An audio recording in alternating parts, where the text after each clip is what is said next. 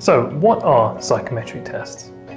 In simplest terms, a psychometric test is any assessment which is designed predominantly to measure a construct which is psychological in nature, as opposed to physical.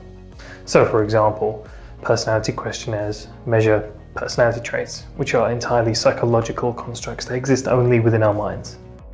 Cognitive ability tests, another example, measuring cognitive abilities, specific mental abilities which underpin our ability to perform complex tasks.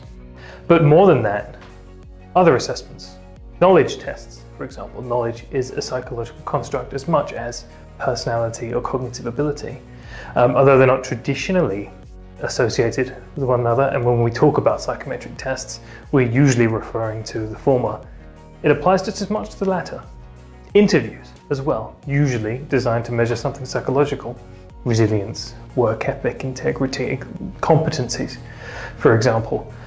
That makes interviews a psychometric test as much as any personality questionnaire. But when talking about psychometrics in everyday practice, we usually mean questionnaire-based assessments designed to measure very specific psychological constructs. But the definition itself is very broad.